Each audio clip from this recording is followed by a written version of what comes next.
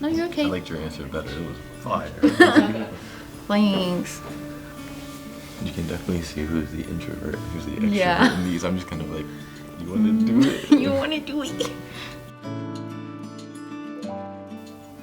You want me to answer this one? You can start it and then I might chime in. No. You don't have to chime in. I'm just kidding.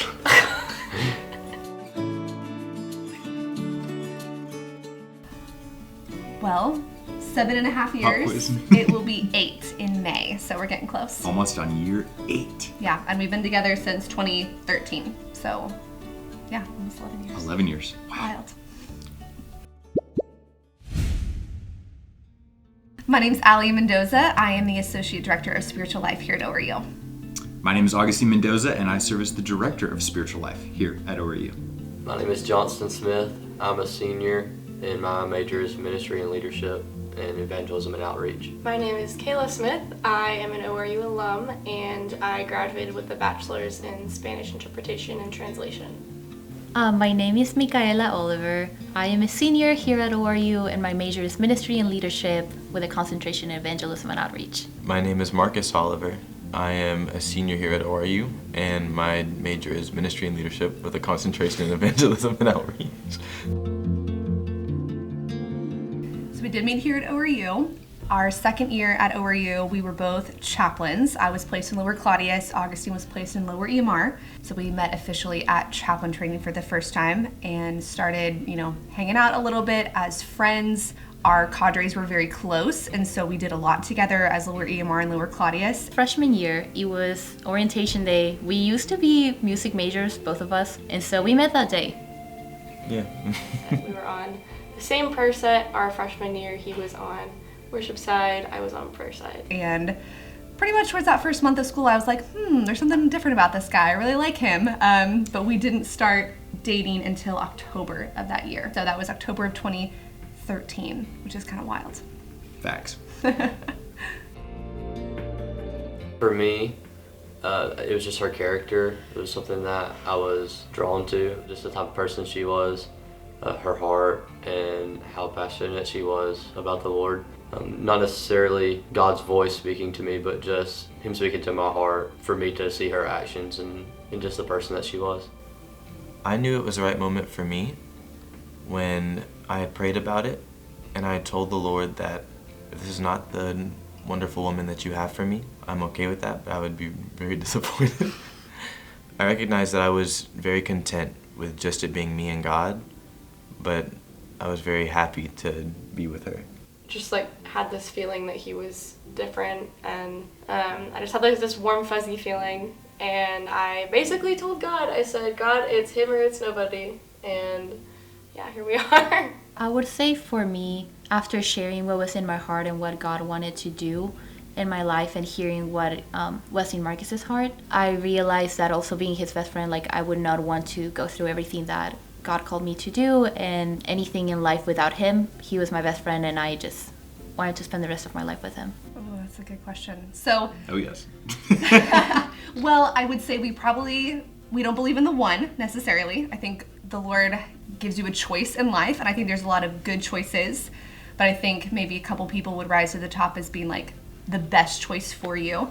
I feel like for me personally, the Lord was really, really clear because I was a missions major, really wanted to go on the missions field right after I graduated. I had no intention of dating at ORU, really didn't care about getting married at all. And then when I met Augustine, I felt the Lord shifting some of that. He told me that, man, if you choose not to be with Augustine, you'll have a good life. I will bless it, it will be good, you'll do some incredible things. But if you partner with Augustine, you will go further than you ever could have imagined.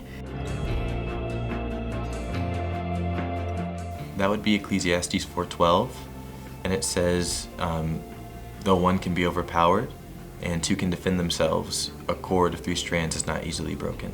Yeah, it's a very significant verse. We had it on our wedding day. It really inspired us that it wasn't just our union, but it was really having God be the one that really sustains everything.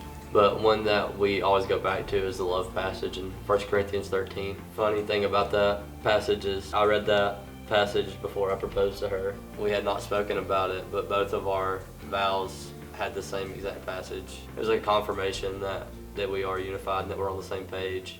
There's an African proverb that says, if you want to go fast, go alone. If you want to go far, go together. And I think that's been a theme for our marriage and the ministry work that we do, is we want to go for the long haul, and together we know we can do a lot more for Christ than we could have apart. So it's been a big part of our story.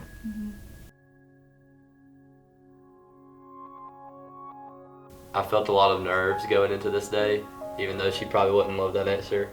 She was the one for me. Just knowing her character and who she is and how much she's loved me leading up to this point, that I know that she could be a great mother and that she would be a great wife.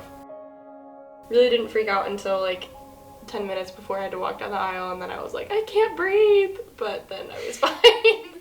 Honestly, it was surreal. Like, that we'd been dating for a couple of years at that point. We talked about marriage. We were stepping into it. And honestly, I was just blown away by God's faithfulness. Like, we were there, and I was just thankful. Like, we could have done so many other choices in life, but it was like God brought us to that moment, and to share it with you was so special. Yeah, it was the best. It felt surreal.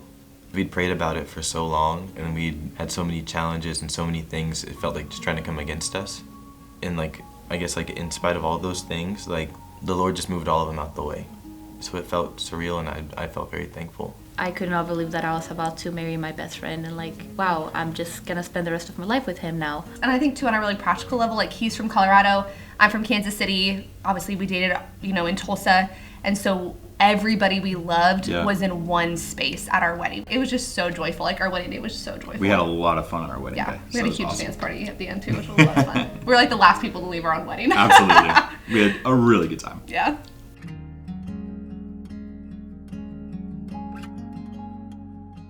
My advice for a season of singleness is, don't even name it season of singleness. I would say whether you're in a relationship or you're single or you're married, you're dating, regardless of what timing of your life it is, just focus on discipleship. Like, as long as you pursue to be a better disciple of Jesus and pursue getting to know him more and becoming more like him, you're attaining the goal in each season of your life that you're in. What you do with this season matters. Investing in yourself, investing in your personal growth, investing in hobbies and recreation, and growing yourself as a person, so that when that other person comes into your life, you are bringing a lot of value. Not just a lot of desire for a relationship, but you're bringing something of substance. Because one, that's attractive to another person, where it's like, wow, they have a life, they have passions, they have hobbies, they have things the Lord's been doing in their heart. But two, you also know then your own value. You're not going to settle for someone that would take away from your value. You're going to want to be with someone that adds to your value. Allie really brought a lot of extra value to my life. It wasn't like I needed her. It was I wanted her in my life. I wanted what she had, her passion, her desires, where now when she adds to what I have, man, we can do so much more together because of that. So really focus on like adding value into your own life. And I would say cultivate deep friendships. Yeah. If you get married, like, you want men and women like up with you at the altar who are going to champion you, who are going to champion your relationship and your marriage.